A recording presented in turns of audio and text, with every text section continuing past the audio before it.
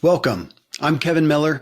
In this episode, the seduction of pessimism versus the increased opportunity of optimism.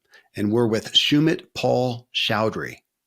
So Sumit, he shares that in his childhood, he somewhat lost faith in mankind after starkly coming to the realization that not everyone is kind and good and caring. Well, he went on to pursue science, technology, and the future. He became editor-in-chief of New Scientist, trained as an astrophysicist, and received a Sloan Fellowship in strategy and leadership from the London Business School. Then his wife died. And on that day, he says he became an optimist. It was a life reset for him, and optimism became his area of focus and research. Sumit has now written a book titled The Bright Side: How Optimists Change the World and How You Can Be One. Well, I was raised in an optimistic home, and while I do side with optimism, I'm also sensitive to the concept of toxic positivity. So I wanted to sit down and hear Sumit's story and learn more about his research. And he cites that in today's culture, it can feel darkly glamorous to think it's the end of the world. He says there's kind of a seduction to it. And yet his research shows that optimism simply breeds more opportunity for us. So he's using his research to help us understand what healthy optimism is and how to harness it consciously and healthfully. You can find Sumit's book, The Bright Side, anywhere and connect with him at alternity.com. Hey, I'm grateful to share these great messages in these podcasts. My core devotion then is walking with people in their own evolution, getting more clarity on what drives them and their purpose, and integrating that into their lives and especially their work, starting businesses even. You can connect with me about that at kevinmiller.co or email me at kmiller@kevinmiller.co. All right, coming up next, my discussion with Sumit Paul-Choudhury on how to best harness optimism in our lives. Let's see what we can find to integrate in our lives today. Sumit, as I said, when your book came across my desk and I right away saw the endorsement from Robert Waldinger, one of our paramount experts these days on happiness and fulfillment, and to see his endorsement of the book caught my attention. And then just to see I feel like it's a very, I don't know if I want to say alternative, but it's a different angle to come at optimism that I think is totally necessary. So thanks for being here. I'm honored to discuss No, this. thank you for inviting me. My honor. Well, let's hit it from a big level, because I felt like as I read the book that I wanted people to hear that this is not just, even though you do make a good case for optimism, which we're going to get into, it wasn't just, to me, it didn't feel like this is just a case for optimism. It's really looking at the core level of, can you have literal faith in optimism? This isn't just a performance. Can you really do that? If not, well, was it fair to say, if not, it's going to be very difficult. But if you can, it's about everything. Right, yeah. I mean, so the kind of starting point for me, or one of the starting points for me, was so I kind of think of myself, or did think of myself, and still do, I guess, as being this kind of dyed-in-the-wool rationalist, as someone who kind of, who just operates on data and evidence and facts and reason. And that was kind of, I studied physics as a kid. I worked as a journalist. These are both professions where you're encouraged to think of yourself as being, divorced from, emotion, or from kind of, or from the way you necessarily feel about situations, and you're supposed to make kind of calculated, estimates of what's going on. So for me, there's kind of when I discovered that optimism was kind of a powerful force in my own life, it was quite hard for me to kind of accept that. It was quite hard for me to accept that I was essentially saying, I don't know how this works. And then when you get a bit deeper into it, at some level, it really, it works if you believe it works to some extent. And that's a difficult thing to accept if you're coming from a place of very kind of matter of fact, hard-headed, cynicism almost. Okay, well, that reminds me of just the crux of somebody in science or medicine coming to an aspect of faith that they're supposed to be on the science side and proof, and it's more difficult to come over here. Because when I looked at it, thank you for bringing that out, because I felt like at the core, what I felt from the book, from the message, from your research is it's one thing to think positive. It's one thing to, look at the glass as half full. It's another to really question myself and think, yeah, but do I really believe that? Is that just an act, or is it really in me? Do I really assume it a worldview? Do I believe the world is for me, against me? I mean, to me, is it fair? It brings up those questions at the core. Yeah, it very much does. I mean, it's so at one level, it's the glass half empty, glass half full thing. But one of the reasons that I wasn't satisfied with what was out there on optimism, and there are some good books about optimism. There are good books that psychologists have written about, how it operates and what it constitutes. But what I didn't really get from those was this sense of, okay, but it's bigger than that. I can kind of do the exercises, and there are some of those in the book to make myself feel more optimistic, to act in more optimistic ways. But I did have this kind of uncertainty about the degree to which that's just an act, and there's a lot of talk, and I think kind of well-founded talk about toxic positivity, about how, if you just try and pretend that everything is great and you're upbeat all the time, the downside of that, I mean, it might work for you, it might not, but the downside is that you end up denying kind of the things that are problematic, both with you and with other people. And that I kind of think, I think that's the pitfall of putting this on as an act, as opposed to internalizing it and making it something that something that is central to the way that you approach the world. And that is, as you say, it's not easy to change that if you're not naturally kind of set up that way. I mean, as it turns out, I am set up that way. I'm kind of fortunate in that respect. But most of us are to one degree or another. I think recognizing that and trying to build on it is kind of what is where you start, basically. Okay, so I mean, you start the book off, saying that you didn't necessarily view yourself that way, and then when your wife died, you realized you were. Which, by the way, I mean, just starting off with that, in the past year, just over that, my father got a cancer diagnosis and died very quickly, about 6 weeks. And I know that that's not the same as a spouse. I don't believe it's not the same gravity, but oh my gosh, I'm just so sorry. What a life-changing circumstance. How could it not be? So as much as I appreciate the redemption of your message in your book and what it's done for you, I'm so sorry. Yeah, thank you. It was a tough time. It's a while ago now. I mean, so I can kind of view it with a degree of detachment that I obviously couldn't at the time. And so, this is not a book I could have written, maybe not even 10 years ago. I mean, it would have still been too close. I wrote it when I kind of felt like I was sufficiently removed to be able to think about that experience and articulate it. And there was kind of, there was, again, a sort of leap of faith in writing, in opening the book that way. Because it is counterintuitive to say, that's when I became an optimist, or that's when I recognized my optimism, because we kind of, I think, we conflate optimism and happiness so much. One of the things I realized in that moment was that, you think about optimism, we sort of know that optimism is about what you expect, what you think about when you look forward. But then you don't really at least I didn't really realize that was so different to how you feel in the present moment. I mean, it's obviously easier to be optimistic if you're feeling good right now. It makes it easy, but that's also not necessarily when it's valuable. When it's valuable is when the present moment is dark, right? That's when you need to have a positive vision and to think that things will improve. Okay, let's take that. I'm going to jump forward in your book a little bit. You have somewhere in the book you cite the life orientation test. And you actually say, okay, for the optimist part, it's really only 3 of the questions, 3 of the 10, and you pull those out. And it was, in uncertain times, I usually expect the best. Okay, so I thought about that. In uncertain times, do I usually expect the best or not?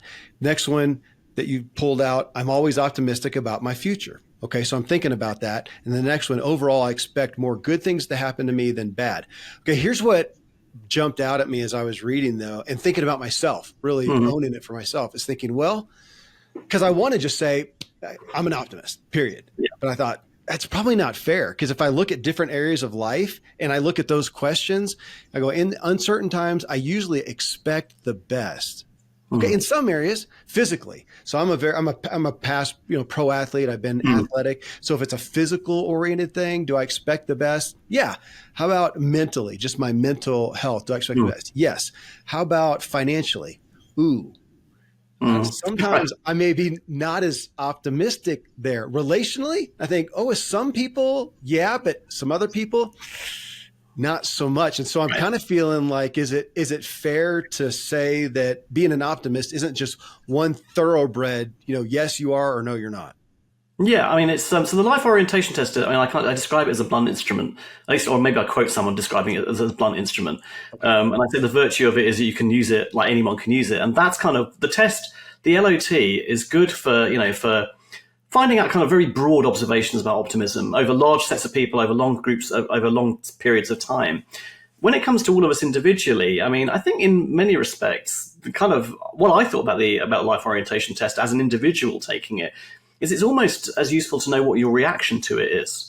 To having those exactly the way that you've just described it is, do I find these questions challenging? Do I have to think about them to kind of figure out, what my attitudes actually are? Because, like you, I mean, there are different domains of my life where I have different reactions, right? I mean, like most people, I guess, if there's uncertainty about my family's health, say, or my family's well-being in the broader sense, I don't necessarily find it hard to think that things will get better, but that's much more unsettling to me. And there are many more question marks about that Yeah. naturally than there are about, say, world events where, I might be concerned, but I'm obviously not so attached to them. It's easier for me to kind of look at them with a slightly detached perspective and decide what my view is going to be in many respects. So yeah, when it comes to our individual optimism, sure. I mean, we have, people are complicated, and that's a good thing, right? I mean, is that we have that our psyches encompass a number of different ways of approaching the world in different domains and different respects. So as optimists, yeah, we're not kind of like one number does not capture the range of our optimism or pessimism, how we react to the world. That's fair. Oh, I appreciate that it brought me to that of really questioning, because it's easy to paint with a broad brush. And then I don't want to be aware that, wait a minute, I think of myself as an optimist, but apparently my faith isn't there in certain areas, which, Mm, okay, I thought of this quote. You've probably seen it. It's from Archulakis, the philosopher. He says, we don't rise to the level of our expectations. We fall to the level of our training. So I was mm, thinking about it in regards to optimism. With optimism, that do I rise to the level of my desired optimism? mm, Ultimately, I'm going to fall to the level of my, this says training, but to my faith. Again, do mm, I believe at the core? That's why when I was looking at those questions, I thought, and those are, we would all want to give a head nod. I think most people, most aspiring, striving people who are going to be listening to this show are going to think of themselves mm. as optimists. I would tend to think, even to some degree, here's your book, that people who would pick this book up would want to think of themselves as optimists. That's why they're bringing it up. But there may be question, man, am I really? Do I really have that at the core? Do I really have that faith when the things get hard, the trauma hits, Mm. as you said, the event happens? Do I really respond in an optimistic fashion or not? So I feel like the book is going to call a lot of people to question themselves. Yeah. Right. I mean, so when I did the test, I mean, I think I said this in the book. I mean, so I gave myself full marks, right, Yeah. for optimism, and but I was very aware when I was doing it. I kind of thought, well, I'm writing a book about optimism. It wouldn't really work if I didn't give myself A full little marks. confirmation bias. Yeah. Right. I mean, so I kind of thought, well, what do I make of this? How much faith can I have in that number? I mean, or in that test result? And exactly like you, I started to think, well, that would be true when it comes to, my career, say, where I always feel vaguely like, I mean, I know what I'm doing at least, or where I want to go. Not so much in other areas. So again, that's that kind of reflection of, does it really stand up in all those dimensions? Does it stand up in all those areas? And no, I mean, a standardized test doesn't give you all of those answers. For that, you have to kind of turn to something a bit more, internal, a bit more reflective. The kind of thing about the training versus expectation, that's kind of interesting. I mean, because quite apart from else, optimism is all about expectation, and it's all about having expectations that are not necessarily founded on the evidence that's available to you at this present moment. It's about having expectations that are higher than you can kind of construct an argument for, essentially. And I think when it comes to our own sense of optimism, our default level as adults seems to be reasonably set. You can adjust it a little bit, maybe. You can I do think you can kind of train yourself to be more optimistic But just calling back to what we were saying about toxic positivity, I question how far you'd want to go with that, in fact, because probably, you navigate the world with a certain amount of optimism. You have a default level of optimism, however you want to assess that. What I do think you can probably do is to kind of direct it, to say, well, once you're aware of, how optimistic you are, where you're optimistic, where you're not optimistic, you can either work on the areas where you think you need to kind of have greater optimism or greater control over how you feel, or you can direct the optimism that you do have at whatever problems you feel you can address that are within your control. Okay. You've got me thinking that you're talking about expectations. I think, yeah, okay, we think about that with optimism. It's an expectation, or pessimism is an expectation. Help me with this, though, because I'm interested in, well, here's what I saw. This president here in America, president election, or recent election, and I would say that I saw people who I would view as generally optimistic. I mean, that's how I experienced them. My experience was optimistic people. And the election was so volatile, and if they were very anti-Trump, anti-Republican, anti-whatever, he won, that they did not remain optimistic with that. It's like everything, the whole view just went downhill. Well, the view in optimism now went to, well, America's going to hell in a handbasket. Everything's going to be terrible. And it's like a confirmation bias went that way. Whereas you just talked about having a confirmation bias towards optimism when you took that test, because you're writing a book about it. And over here, because something negative happened. So do you see that happen? Someone who maybe have a set point of optimism in general, when something doesn't go their way, they can lose it and shift to a pessimistic viewpoint on something that, in this case, like doesn't line up with their values or their beliefs in essence. Sure. I mean, there's kind of two different things, or two related issues that you're kind of touching on there, I think. I mean, so the first one is that, that all of us at some point or another encounter something that makes us reassess the world. So for me, it was that bereavement. That was a moment in which I had to kind of take stock and think, well, what do I think about the world? Because up until that point, life had been pretty good to me. I mean, they were not exceptional, but it was pretty good. I'd had a reasonable life. I had expectations my life would continue to be pretty smooth and, all the rest of it. But I had to kind of in that moment think, what do I think the world is like, really? I mean, and how do I kind of deal with it going on from here? And I think everybody will at some point or another have that experience one way or another, because, we will all eventually suffer setbacks, whether they be, whether it be career, whether it be financial, whether it be health. All of us, will, it's the human condition, we will all suffer bereavement and grief at some point and have to deal with that. Or our own mortality, for that matter, we'll have to deal with that at some point. So there's always going to be that moment when you kind of have to confront the world and decide what you make of it. And you're right. I mean, for some people, and I saw this, I'd sort of touch upon this a little bit. I didn't want to kind of, because I don't want to, what I don't want to come across is as saying that that people's reactions are wrong. People's reactions are what they are. But I definitely saw amongst people who were in my situation, as a young widowed person, I kind of saw that some people just never really kind of recovered from that, or at least they didn't within the same time frame as me. I was very kind of deliberate and I had a lot of things going for me. I had the support group of friends and family. I had enough kind of financial independence to not have to worry about how I was going to pay the bills. And I had kind of, because of the nature of my career, I had the scope to kind of work this stuff out in a way that many people will not. And this is what I say. I don't want to say that anybody's wrong in their reaction to this. But I saw other people who are more bound in by their commitments, by their financial commitments, by their family commitments, by things they had to carry on doing, who struggled much more to kind of regain that kind of positive approach to life. So, it's not the case that everybody can necessarily has the freedom or the resource to do that. So that's one part of it, I think, is, sometimes those things do kind of, I think it eventually comes back, right? The other thing, it was just to kind of touch on the other point, was that optimism is kind of, I think of it as being almost like a halo, right? I mean, it's strongest around us. It's a bit weaker when it comes to our friends and family. So we think that their lives will go okay as well, but not as strongly as our own, because we don't have so much control over their lives. We don't have so much say over what happens to them. And then there's this kind of weaker, more diffuse band of people that we think are, in the jargon, agreeable and competent, and people we like, basically, people we respect. And in that group, we don't really have any control over them, but we think they're like us, so we think they will go, things will go well for them. And then beyond that, the problem I think that we have now in the 21st century is that beyond that, we hear a lot, we kind of get news about this great mass of people beyond those circles. And it's hard for us to see them as individuals. It's hard for us to kind of perceive, what their motivations are, or to remember that they are people living their own lives, like, driven by their own needs. And it's hard for us to remember that basically everybody's trying to do the right thing, by themselves, by their communities, by whatever.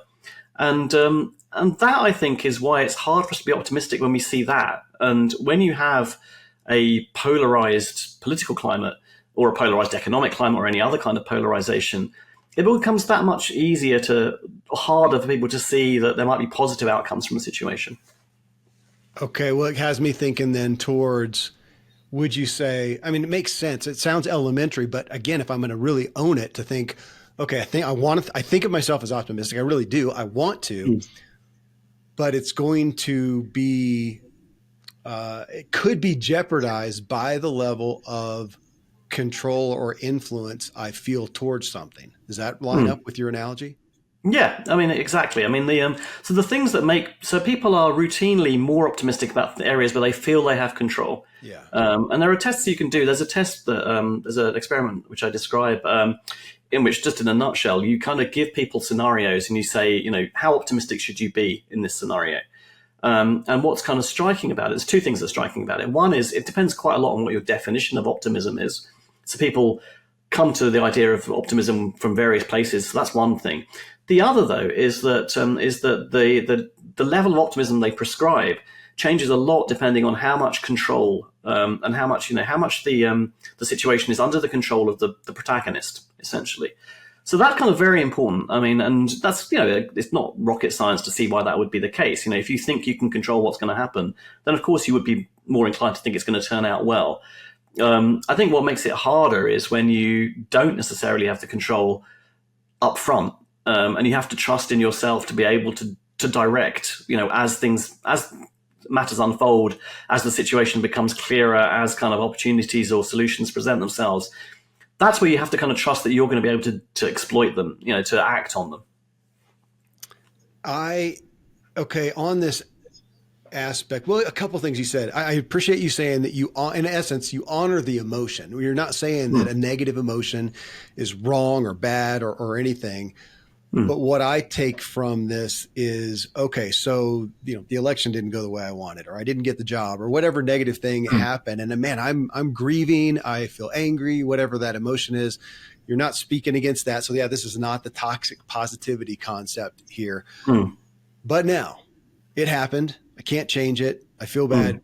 I might sit in that for a little bit, but then now I'm going to go forward. What will be more constructive? That was really a foundational aspect that I got out of research, going through your book, is just what would be more constructive. That feels to me, this is Kevin's, perspective. It feels somewhat irrefutable. I mean, I'm thinking, okay, if I'm in a bind, if I'm in a tragic an accident, if I'm stuck in an elevator in a burning building with some people, right, do I want optimist or pessimist with me?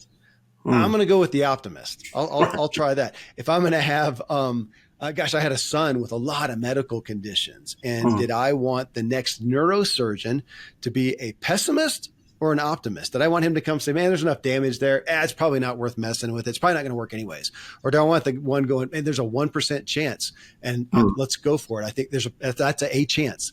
I want the optimist. So to that degree, as opposed to just the naivety, which you talked to, it's gotten almost this perspective lately that, well, being an optimist is just kind of naive. And I'm thinking, and to me, it's the best option. Why would I want, what would be more constructive? I can't think of anything. Yeah, I mean, so this is the logic of, it's basically self-fulfilling prophecies, right? I mean, so because the optimistic side of things, and there's this kind of, there's this like bizarre many findings actually, that the animals are optimistic too, and almost, any animal people have looked at, the two big exceptions, which I'm still looking for, cats and octopuses. I really want to find out about them. But like everything else, like chickens, bees, dogs, pigs, they all exhibit this tendency to try and put in, as much as animals do, a positive interpretation of their surroundings. And that kind of speaks, there are lots of potential explanations for that, but what it speaks to, I think, for me, is that there's a deep survival advantage to optimism. And that comes out of, when you don't know what to do, when you are in, as you say, when you're in the lift in the burning building and you don't know, and the situation looks hopeless, if you kind of accept that it is hopeless and you just do nothing, then you are dooming yourself to your fate. You're resigning yourself to your fate. If there is a way out, if there is a hatch that you haven't seen, if there is a call button that you haven't seen, if one of your passengers turns out to have a really great idea about how to open the doors, right, you're not going to find out if you just say we're doomed. You're going to find out if you say, well, okay, this is a bad situation. What do we do about it? So from that point of view, yeah, I think optimism is, there's kind of degrees and degrees, right? There is sort of optimism about things where you might be able to make a difference, and there's optimism about things where you cannot make a difference. So there are places in which being optimistic is, being wildly optimistic doesn't help you. It doesn't help you to carry on smoking, 20 cigarettes a day because you're optimistic that you're not going to get cancer. That's just, that's biology and chemistry, and there isn't any. You don't have options there. You can't control what's going to happen to you in that situation. Situations where you have some degree of control, some degree of exploration, that's kind of a different matter. Well, and you actually had you had a terminology that you put towards optimism that made me think, it was along those lines of, it wasn't just a wonton, hey, yeah, Pollyanna, anything. It was somewhat of it was the error management theory. Right. And I thought, I extrapolated that to go, okay, we're talking about calculated optimism, not just stupid, Pollyanna optimism, but there is, and you cited it, this error management theory. And it made me think of, calculated optimism, kind of like I had Jamil Zaki on the show. He wrote the book Hope for Cynics, and he talked about the benefit of, the opposite of being cynical isn't just, everything's going to be fine, but maybe, positive skepticism. Go ahead and be wise in this. Am I tracking on that? Yeah, in many ways, it's kind of, they all these things really, in some ways, converge on it's a question of where you start from. I think. There is a good argument that people have made arguments for starting as a pessimist who's looking for upsides. You can argue it from that point of view as well, if you like. The issue I have with that is that all the biological evidence, all the psychological evidence is on the side of optimism. That seems to be how we're wired. That seems to be the way that we work. And so I would rather lean into the way that we view the world, the way that we seem to be primed to view the world. I think that's going to get you further than trying to take an intellectual stance, which is you have to try and maintain and whatever. But the calculated point, this is kind of where you move out of the realms of instinct and psychology and into kind of intellect and philosophy and reason.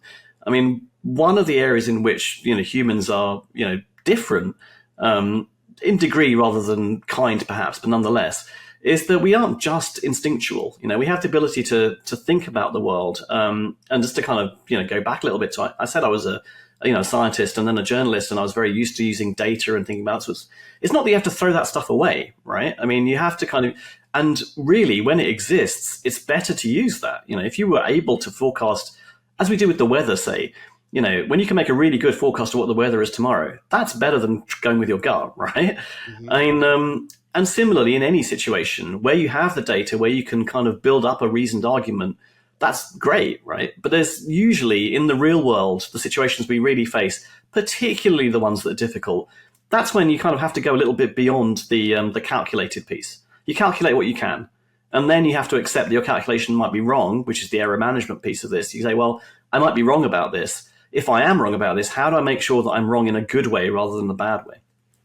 Okay, I like that, Sumit. I like that aspect. You were talking about animals a minute ago, and I like the analogy that you use of the frogs being in a bucket of milk.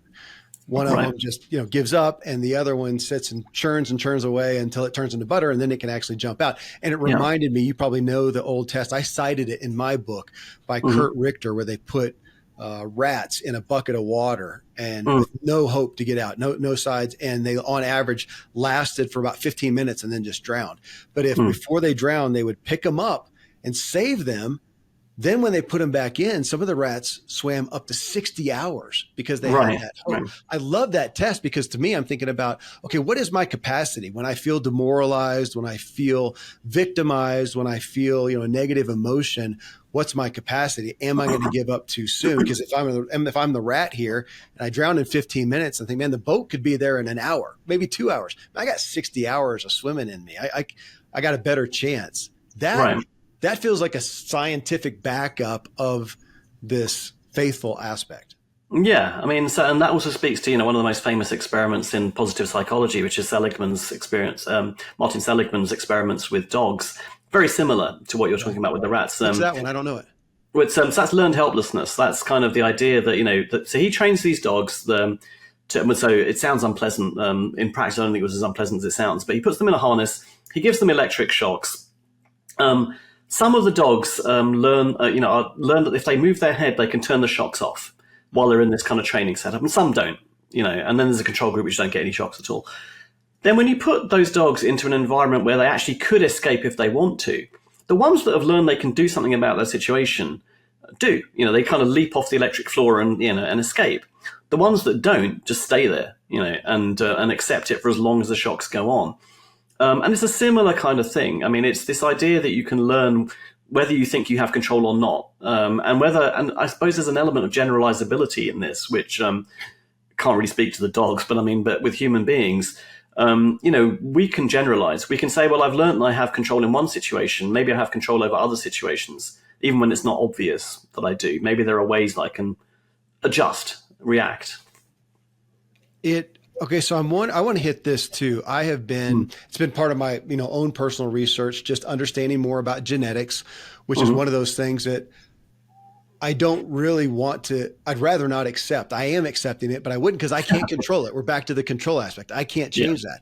But if we look at this, like you said, here came along this tragedy in your own life, even though you didn't perceive yourself as an optimist, you kind of found out that you were.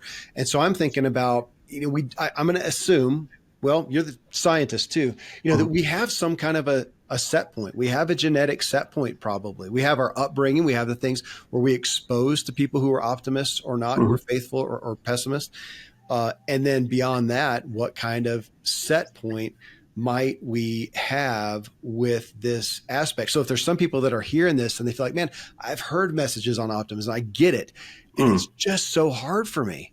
My buddy here, my spouse or whatever, it just seems so easy for me. For me, it was so, here you are with your wife died and it just kind of flourished in you, optimism. And some people are going, man, and it just doesn't. I come back to the set point and that there could be this undergirding belief that they learned somewhere along the line or even from a genetic aspect. Now that doesn't help to say that, but would you say that, some people, it is going to be more difficult? No, it is. I mean, but actually, there's sort of it depends how you want to look at it. But there's kind of good news from your point of view if you don't like the idea of being bound by your genes, and I also don't. I mean, I'm a scientist. I have to accept it, but I don't like it much either, right? I mean, optimism is not as genetically bound as other psychological traits. Okay. It's about there's something sort of 30 to 40% of the level of your level of adult optimism seems to be genetically determined. Which is kind of less than for other psychological traits that are common in people.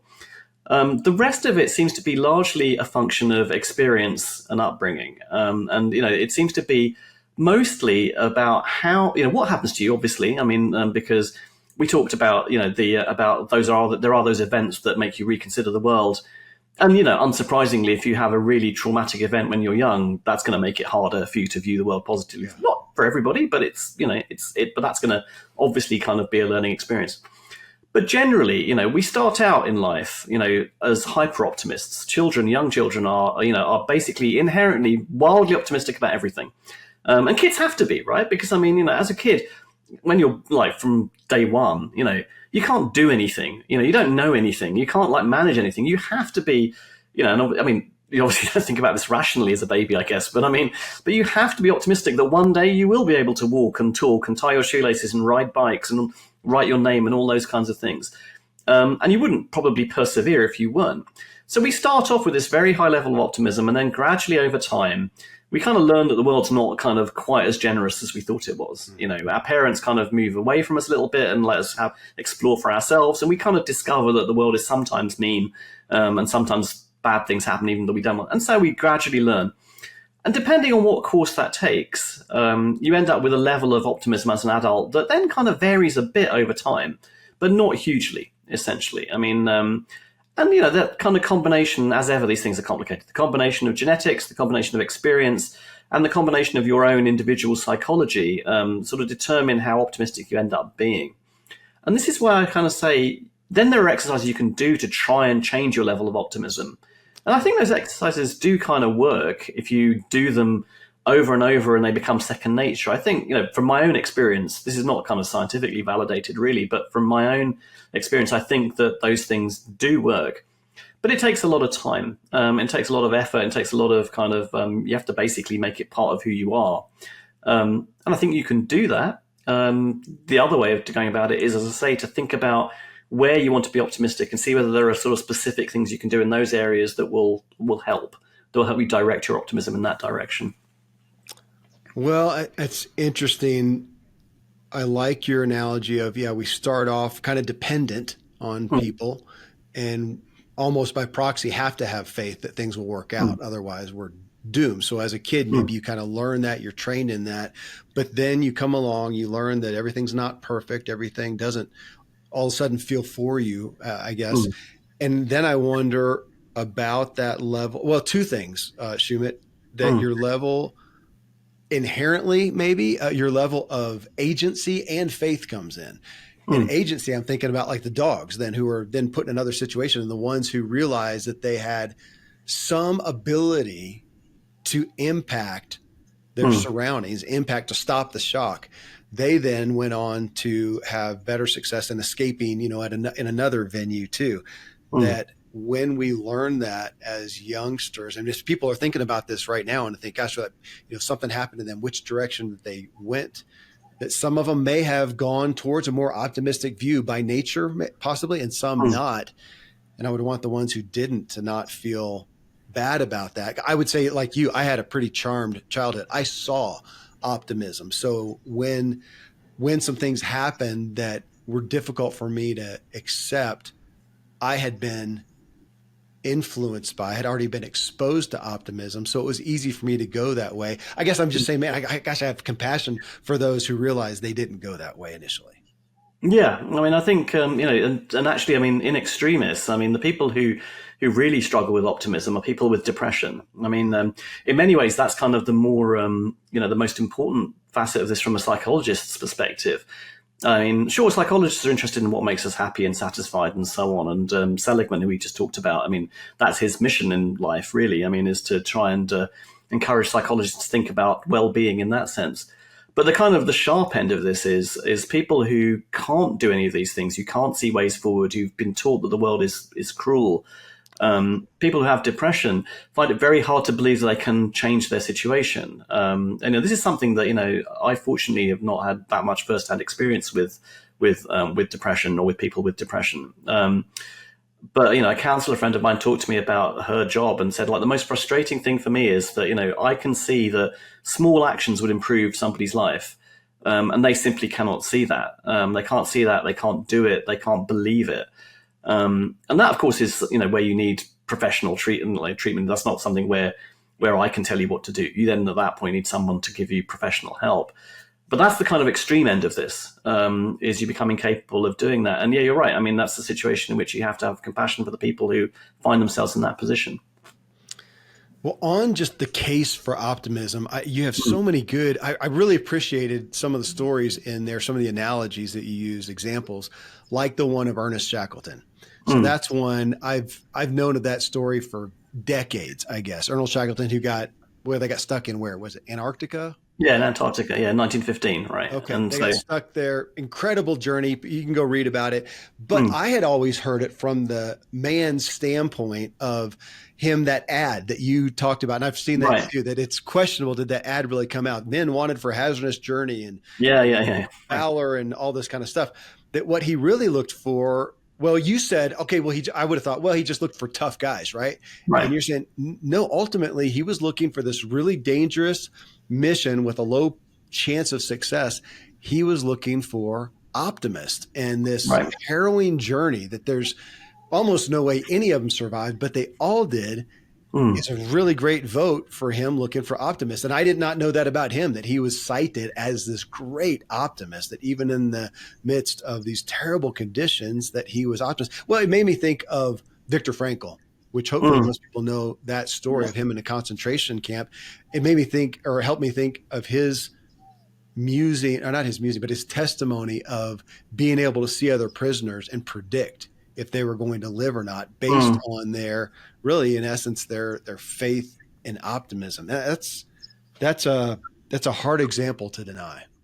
Yeah, I mean, Shackleton's. I mean, so exactly like you. I mean, I kind of just. I mean, I knew that. I've known that story in its outline for a long time, Yeah, and I always just thought this is kind of a tale of like daring do. You know, this is just kind of about heroism and people being. yeah, But then you have to ask yourself, why is it that other polar expeditions or other expeditions, that end up in trouble in parts far away from home, they don't end so well. They don't end with everybody getting back more or less safely. Like they end with, with people falling out and people getting killed and people dying and starving and all manner of other horrible things. Right? I mean, they don't end up with everybody getting back. And one of the things about the Shackleton story is this is also, you also kind of hear about this, and to some extent, it's hard to get away from, as being the story of what a great man did. As what Shackleton did, and Shackleton, he was the leader of the expedition. He did choose it, and so on.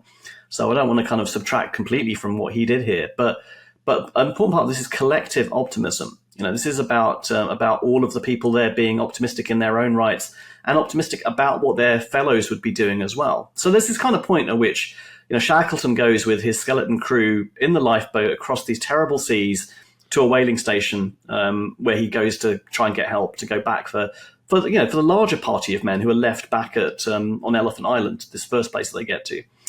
And you kind of think about what those men on Elephant Island must have thought, right? They had to trust that the people who'd gone out in the lifeboat would remember them, would try to come back for them, would kind of want to make the return journey to rescue them, right? I mean, that involves not just optimism about their own situation. I mean, they could be optimistic about, like, sure, we can carry on eking out an existence here and whatever else. I mean, there's that. But they have to be optimistic about the other people as well, So there's a collective element here, which I think, is also something that's missing from a lot of our accounts of optimism. A lot of what we've talked about so far is about what you as an individual can do. There's also this collective dimension to it. Well, I mean, that brings us to the current culture now, which, no surprise, and we talk about this so often on the show, it feels like we're in an incredibly pessimistic culture right now. When we look at the headlines, we look at social media. So the collective is not working for us. And then when we take sides with, especially an institutional side like politics, and we feel like, okay, now the country's run by all the wrong, people. Yeah, I can see the optimism goes even further down, and now we're back to, and we're continue to see the rise in depression. So your collective, your reference there to the collective it feels like a dangerous place that we're in right now. Yeah, I think it is. I mean, one of the motivators for me writing the book, I mean, there was kind of the whole personal thing of, why am I an optimist? Why are people optimists? What does it do for you? And that was kind of one of the drivers. But one of the other ones was I was kind of aware that that when people, polling basically suggests that that people are getting more pessimistic about the state of the world. Yeah. And in particular, the thing that really kind of concerned me was that young people are getting more concerned about the state of the world. And of course, young people are the people that, they're the ones who are going to inherit the world from us. They're the ones who are going to have to live in the future that we're making now. Yeah. And so for them to be pessimistic about it, or increasingly pessimistic about it, I think is worrying, and not particularly. There's not much precedent in recent history for that either. I mean, in general, younger people have been pretty optimistic about the state of the world for as long as people have been doing polls, until fairly recently when it started to kind of decline. And that, I think, says something, and what it says is not that. I mean, there are a bunch of fairly obvious things you can point at for that. The evidence is kind of a bit harder to come by, but it's not that difficult to imagine how being in a world where you're continually being told about bad things happening to good people, and in a world where the media diet you have, amplifies and reinforces negative messages about not just about what's going on in the world, but about what other people are trying to do about them, or where they're coming from, what they think about. You can see how that does not create. It makes it much harder to see the world in a positive light. There are positive things to say about the world. There are many positive things to say about the world, but those are harder to see in the world that we live in at the moment. I think that's a real problem. Well, and that gets into, and I'm not a technology person, I'm not a social Mm. media expert, but I've had people on the show and then gone and tested it myself. And just that, it feels like that relevance, that what I go see. So if Kevin Miller, if I go Mm. into Google and type whatever in and search for something, if I go to whatever news outlet, if I go to social media, Facebook, Instagram, it is going to feed me my confirmation bias. So I am Mm-hmm. going to see optimistic messages because that's what I mean, right now it's going to, it knows that I searched your name, that I went and looked at your book on Amazon, that I looked at studies on optimism. So it's doing that. So next time I get online, I'm going to get that much more information and feeding of optimism. So to know over here, and I've got adult kids. I've got kids in their well, from teens to late 20s, almost 30 now. And as some of them have gone and gotten really concerned about the state of the world right now, and Mm. politics and what's happening in government and yada yada, and they're typing in the things that they're concerned about and their Mm. fears, and then realizing they're getting fed their fears. It's going to feed them what they type in, and Yeah. they're getting that, and so their Instagram wall or whatever is full of concerning data, while mine's Mm. over here full of optimistic data that it kind of brings us back to, well, you talked about that. Optimism is sometimes, can be thought of as being naive, and Mm. we're going to be over here and the intellects are going to be realistic. Well, realistic about what? About Yeah. what we're all, in a sense, what we're all feeding ourselves, which is Mm. some people aren't going to like, but thoughts? Yeah, I think so. I think there's a kind of it's sort of darkly glamorous to think about, the end of the world and how everything is going downhill. And of course, we've all been teenagers. We've all known that there is, when you first become aware of this kind of thing, there's a kind of seduction to it, right? I mean, there's kind of always an element of the teenage psyche that is drawn to the idea that life is pain and all the rest of it, right? I mean, what I think is different is that most of human existence, we've had people around to say, come on, it's not like that, and eventually you realize, and kind of, it's not. And now I think that's not necessarily the experience that people are having. I think now as you say, I mean, it's very easy to get more reinforcement for that kind of point of view.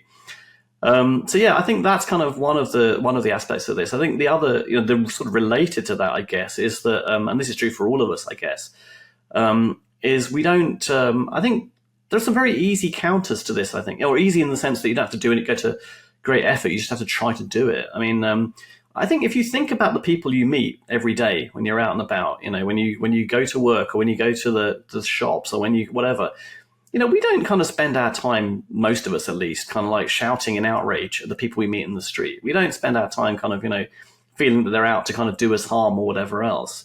And I think if you kind of try and remember that, and you try and remember that everybody out there, that kind of like mass of people, some of whom may have very different views to you, but they're all kind of people trying to get by and do their own thing and do right by their families, to do right by the communities they live in, and so on.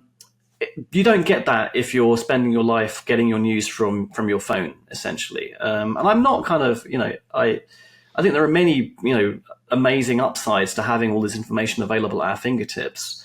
But I think one of the downsides of it is, as you say, it's very easy to carry on going down the rabbit hole. And it's very easy to forget about the other ways in which you can find out about the world and the other ways that you can look at the world.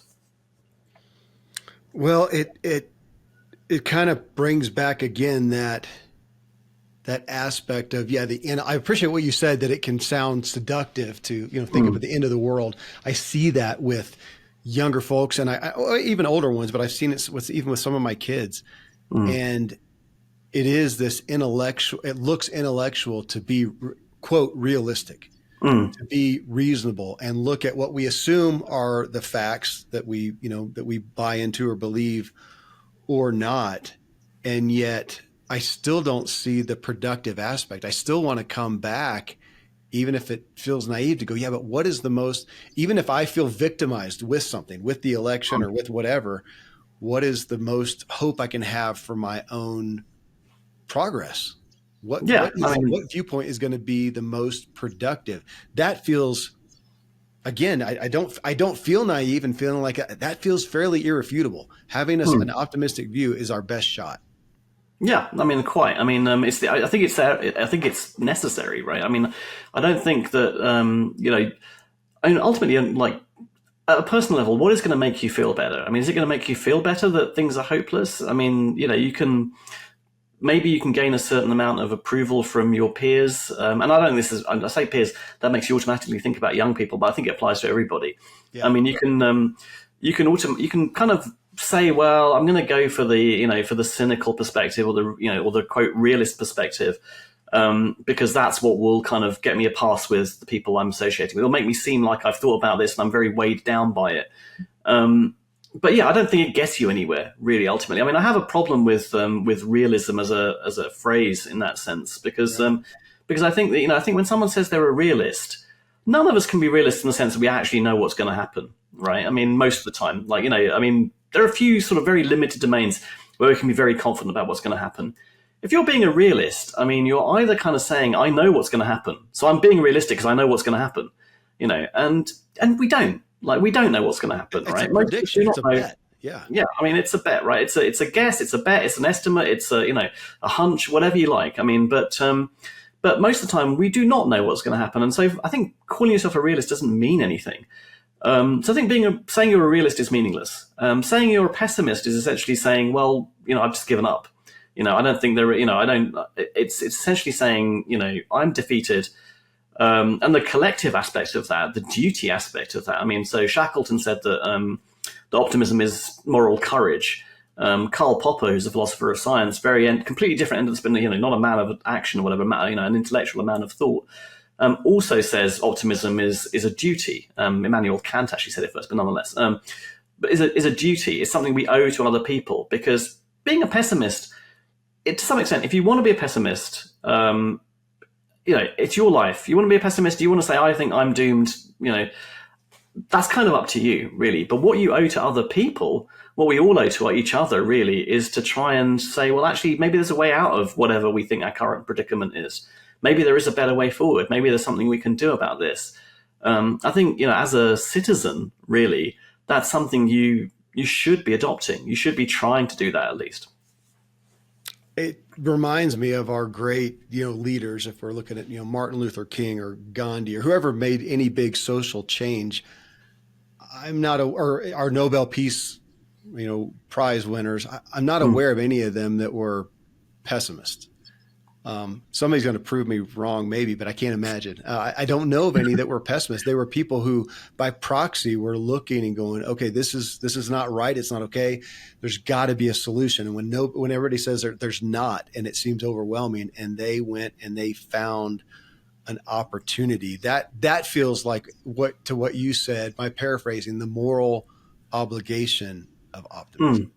So I kind of talk about James Baldwin in the book, the great civil rights activist, and just in a nutshell, I mean, so he goes for this meeting with Robert Kennedy, who was at the time the Attorney General. Forgive me if I mangle the titles. I mean, American, not quite, I think, but Robert Kennedy was the Attorney General, the U.S. Attorney General, and they have this meeting, and it's it was an off the books meeting. It wasn't a publicly declared one.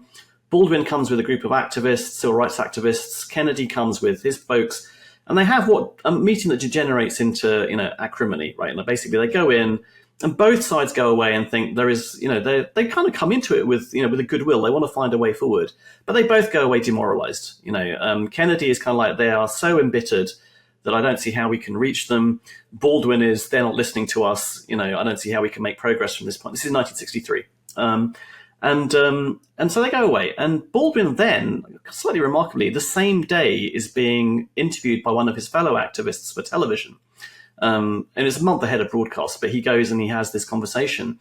And they sort of start off with, with relatively standard questioning. And then you can kind of see them, their minds are elsewhere, right? They don't want to kind of go through the script. And And so Baldwin's fellow activist says, what do you think about America? Are you optimistic or pessimistic?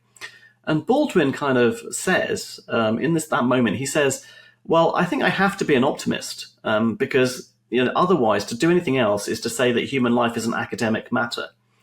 And what Baldwin is saying there, I think, is he's saying, this is not something where you can afford to be kind of coolly detached and say, well, I decided that, I'm going to be an optimist or a pessimist on the balance of this, that, or the other. Because to do that is essentially to say that you've given up on human agency, on human life, on human progress. So at that point, when he must have had very few reasons for thinking that things would turn out for the better, he's saying, I cannot resign myself to that. I cannot give up. I have to kind of be an optimist. I have to look for the way forward. And he did, eventually, as we know, it took a long time and it wasn't easy, but there was a way forward and things did kind of move on. Well, that brings me again to kind of the worldview aspect, which, you talk about, or you get deeper into, it's actually part 2 of your book, called Optimism Without and Possible World. And you get into talking about, I don't think you use the word religion. I put that in there, but even the evil, even our core beliefs, again, is the world for me or is it against me? Is there a God? Is there anything that has my back? Or am I just on my own? And I want people to hear it. I want me to hear that, because when I look at things to go, what do I attribute my optimism in? I do have a belief in something greater. I really do. Is that the core of my optimism? I don't know. I think I have a faith just in humanity. I have a faith in, I don't know. I think they are intended to work out. And I'm concerned that they won't if I'm not optimistic. I got my own optimism religion. Maybe you should start that. That's a new religion called Optimism with Sumit. Because even looking at our views, I grew up in a very religious construct of Christianity, and the aspect of evil and the power that it has, and the things that you have to do to get good working for you. There's some root issues, which again brought me to looking at your book very, I'm going to say soberly. I like that word lately. Look at it soberly, meaning to kind of divest myself of, okay, let's get down to the brass tacks. What do my actions show? And that's where the book, I'm looking and kind of questioning my own spectrums and going, okay, I think people would say I'm an optimist overall. I feel like an optimist, but I want to dig into the areas where I'm afraid that maybe I'm not, my actions aren't really bending that way, and question them and get to the root. Why is it? What is it? What is it the root of why I'm not acting optimistic here? Because I'm concerned that my expectations there, or lack thereof, they're coming true. And so I'm not getting the results that I want. And that's what people care about. Yeah, and those are kind of, those areas are very individualized, right? They're all very they're specific from person to person. Where you feel like you're not being as optimistic as you might be, or that you need to be in a particular area. And there is sort of, well, where to start? So I think the religious aspect to this, I kind of stayed away from religion because in some sense, if you are religious, if you practice a religious faith, you have some answers to these questions already. Or you think you might, at least. Yeah. You might accept them to varying degrees. Yeah. I think there's still some scope to talk about optimism, even so, because even if you believe that the world is designed according to a plan and to develop in a certain way, there's still a room for what is our role in that? What are we supposed to do? And where optimism starts out as a philosophical concept is in exactly trying to understand why, if there is an all-powerful, an all-loving, an all-knowing God, why there is still evil in the world. Yeah. And the answer that Gottfried Leibniz, great German polymath, comes up with in the 18th century is this idea that there are still, it's the best of all possible worlds. It's not a perfect world, because a perfect world isn't logically conceivable. It's not something you can do.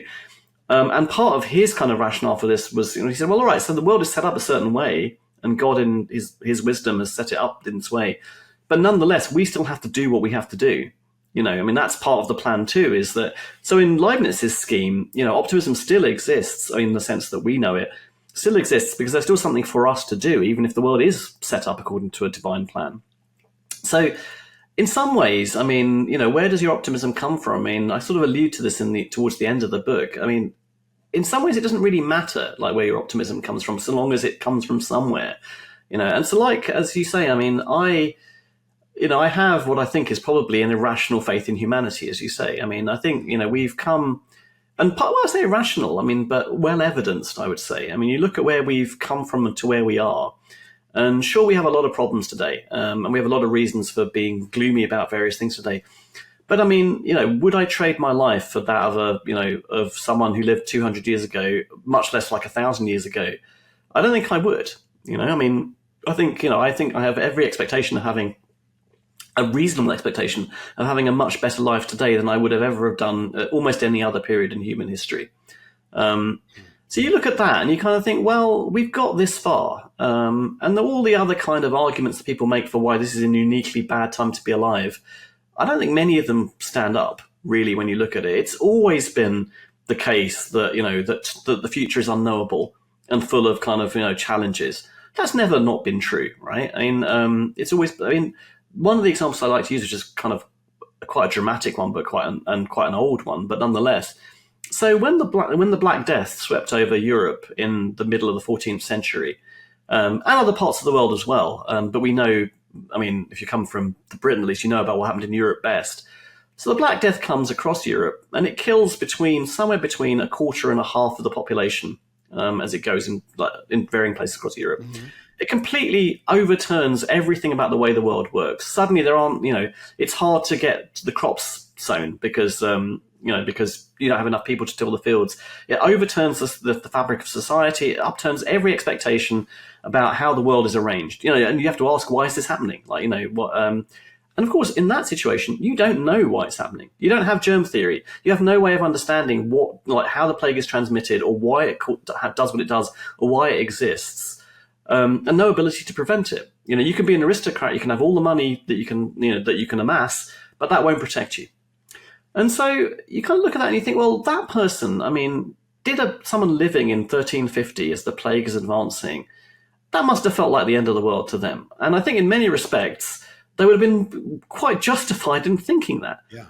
But we survived and we made it past that and we carried on. A lot of suffering happened in the process. Let's not forget about that. But we got past that. And so I kind of think about that episode and many other episodes in varying times and places. And you think, well, humanity has the capacity to endure.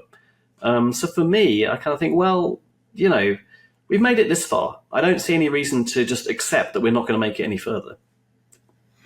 I love the foundation of faith. I agree. It feels like if you go back through history, and I don't want to minimize anything that's happening for anyone or how they view it, but it feels like forever. It's been the worst of times to some. It's been the best of times of some. I would grant that, every time is unique, fair. It's unique, but is it the end? Is it the end times? Yeah, which is, right. I grew up with a lot of that prediction as well.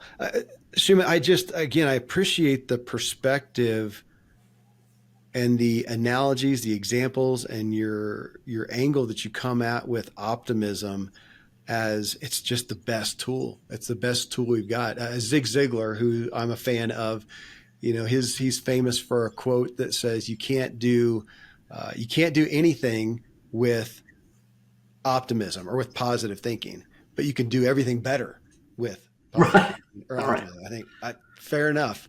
And I think you showcased that so well. And I ultimately appreciate you. It's just going to sound weird.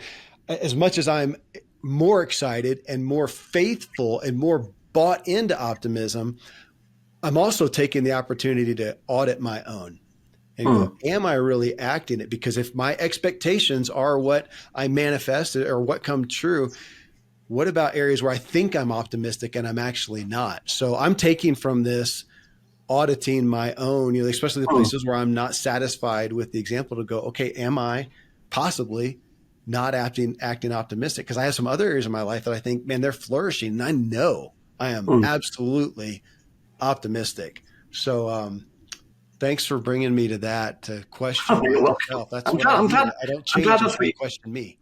I'm glad that's what you took from it, because that's kind of what I wanted to do with this book. I wanted to kind of make people realize that optimism, a bunch of things. I wanted people to realize that optimism is something they should own, and be kind of proud of. It's something that it's something that you should accept about yourself. It's something that you should question.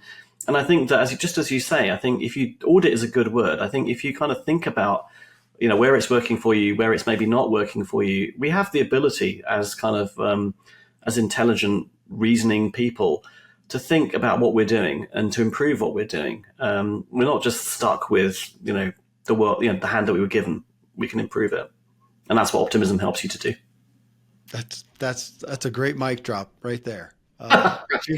Perfect. Hey, thank you for putting this book out, for taking all that you've learned, and I'm eager to learn more about my own and hone my own optimism, and eager to share it with my audience. I'm actually got some kids I want to share this episode with. So Okay. Thank you. Thanks for being with me. Thanks for taking the time, and thanks for doing what you do.